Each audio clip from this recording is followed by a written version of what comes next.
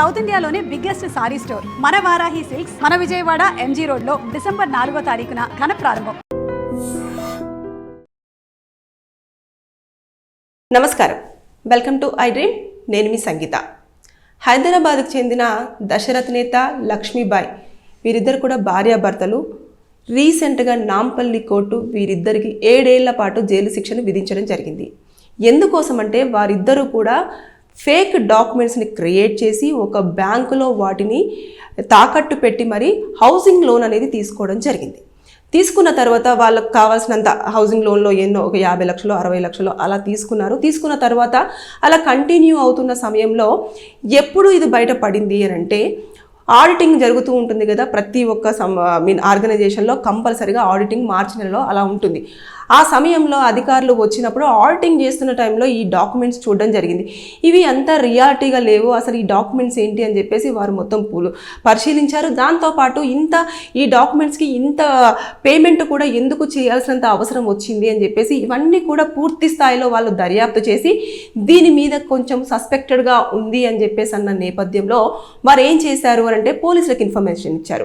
Information ఇచ్చిన తర్వాత ఇమీడియట్గా పోలీసులు దాన్ని మొత్తం పరిశీలించి ఇది పెద్ద స్థాయిలో ఏదో జరుగుతుంది ఇన్నర్గా అని చెప్పేసి సిఐడి ఇంకా కోర్టులో లోకల్ కోర్టులో వాళ్ళు పిటిషన్ వేయడము, తర్వాత నెక్స్ట్ లోకల్ కోర్టు సిఐడిని హైర్ చేయడము, ఇదంతా జరిగింది.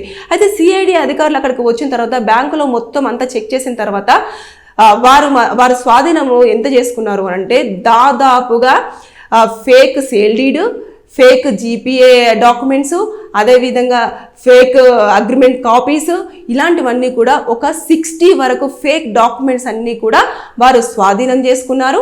దాంతోపాటు ఇందులో ఇన్వాల్వ్ అయిన 17 మందిని కూడా వారు అదుపులోకి తీసేసుకొని కోర్టులో ప్రొడ్యూస్ చేయడం అనేది జరిగింది విత్ ఎవిడెన్సెస్తో.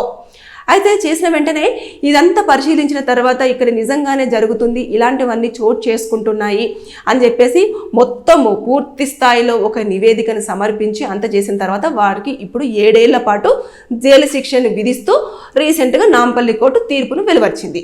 అంటే ఇలా ఎలా జరుగుతుంది, అసలు బ్యాంకు వాళ్ళు చాలా స్పష్టంగా చూస్తారు కదా డాక్యుమెంట్స్ విషయంలో ఇలా ఎందుకు జరుగుతుంది అని చెప్పేసి చాలామంది డౌట్ పడుతూ ఉంటారు కదా.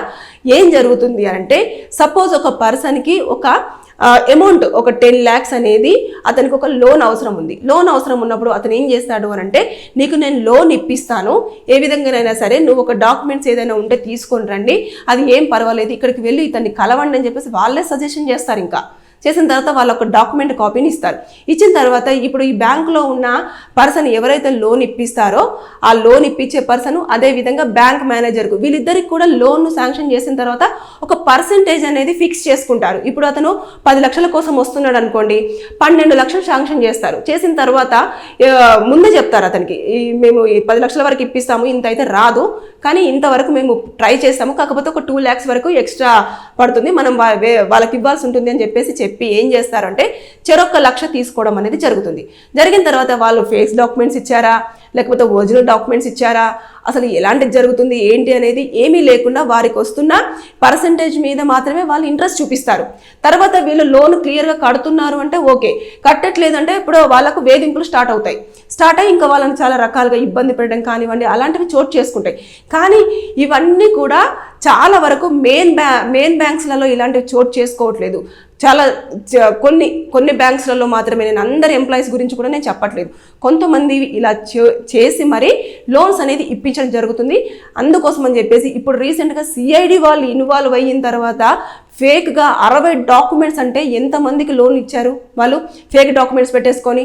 అంటే ఇలా బ్యాంకుకు సంబంధించి, అదేవిధంగా ప్రజల సొమ్మే కదా అది, ఇప్పుడు బ్యాంకులో దాచుకుంటున్న సొమ్మంత ఎవరిది, నేను కానివ్వండి మీరు కానివ్వండి అక్కడ స్టోర్ చేసుకుంటారు. అంటే ఇలా బ్యాంకులో పెట్టేసుకుంటే సేఫ్గా ఉంటాయని చెప్పేసి, అంటే మనకు తెలియకుండానే మన సొమ్ముని ఒక ఫేక్ డాక్యుమెంట్స్ వాళ్ళు పెట్టేసుకొని లోన్ కింద వేరే వాళ్ళకు డబ్బులు ఇవ్వడం అనేది జరుగుతుంది. మనకు అవసరం ఉన్నప్పుడు మనకు కూడా వేరే వాళ్ళ డబ్బులు ఇవ్వడం, అలా రొటేట్ చేస్తుంటాయి బ్యాంక్స్. అంతేగాని ఇలాంటివన్నీ చోటు చేసుకుంటున్న నేపథ్యంలో సుప్రీంకోర్టు, అదేవిధంగా హైకోర్టులు ఎప్పుడో కూడా చెప్పారు బ్యాంక్స్ అన్ని కూడా కరెక్ట్గా పనులు చేయాలి, అదేవిధంగా డాక్యుమెంట్స్ అన్ని కూడా చాలా క్లియర్గా మెన్షన్ చేసుకున్నప్పుడే మీరు లోన్స్ అనేది శాంక్షన్ చేయాలి. లోన్ శాంక్షన్ చేసిన తర్వాత వారిని ఇలా ఇబ్బంది పెట్టకూడదు. తర్వాత నెక్స్ట్ ఫ్రెండ్లీ నేచర్లోనే వారి వారి యొక్క ఈఎంఐలు కలెక్ట్ చేయాలి, ఇవన్నీ చెప్తున్న సందర్భంలో కూడా ఇలాంటివి చోటు చేసుకుంటున్నాయి. అంటే ఫేక్ డాక్యుమెంట్స్తో కూడా హౌసింగ్ లోన్ అని, తర్వాత బైక్ లోన్ అని ఇలాంటివన్నీ కూడా తీసుకుంటున్నారు. సో ఇక మీదట ఎప్పుడైనా సరే బ్యాంక్స్లలో పనిచేస్తున్న వారు కానివ్వండి, ఏదైనా డాక్యుమెంట్స్ ఉన్నదని చెప్పేసి ఇంటిని అమ్మడానికి కానివ్వండి, ఇలాంటివి వచ్చినప్పుడు ఇలాంటి డాక్యుమెంట్స్ చాలా వరకు ఉంటున్నాయి. కాబట్టి మీరు బీ కేర్ఫుల్గా ఉండండి, లేకపోతే అనవసరంగా మోసపోయే అవకాశాలు ఉంటాయి. ఇక్కడ దొరికారు కాబట్టి ఓకే, వీరిద్దరితో పాటు 17 మంది, అంటే మొత్తం ఓవరాల్గా 19 మంది ఇన్వాల్వ్ అయ్యి ఈ యొక్క స్కామ్ను చేయడం జరిగింది. అంటే ఎంత అమౌంట్, పెద్ద అమౌంట్ వెళ్ళిపోయి ఉంటుంది కదా. ఆడిటింగ్ ఒకవేళ జరగకపోయి ఉంటే అది అలా కంటిన్యూ అవుతూనే వచ్చి ఉండేది.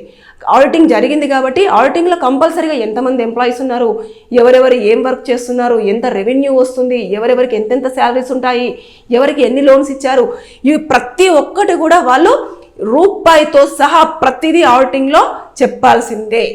ఏ ఒక్క రూపాయికి వాళ్ళు ఆన్సర్ చేయకపోయినా వారు దాన్ని సస్పెక్టెడ్గా పెట్టడం జరుగుతుంది. కాబట్టి ఎట్టి పరిస్థితుల్లో ఇలాంటివన్నీ చోటు చేసుకుంటాయి. కాబట్టి చిన్న చిన్న బ్యాంక్స్లలో ఇలాంటివి జరుగుతున్నాయి.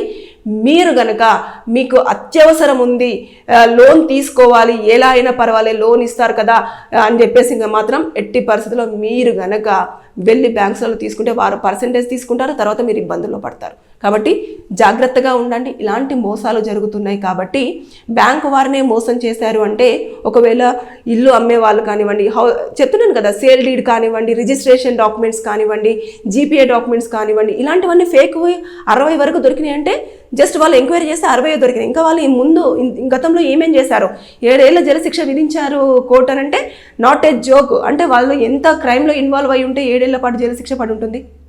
కాబట్టి ఇలాంటివన్నీ చోటు చేసుకుంటున్నాయి. కాబట్టి మనం ఎప్పటికప్పుడు డాక్యుమెంట్స్ విషయంలో తస్మత్ జాగ్రత్తగా ఉండాల్సిందే, లేని పక్షంలో మోసపోక తప్పదు. So be careful, be alert. Thank you.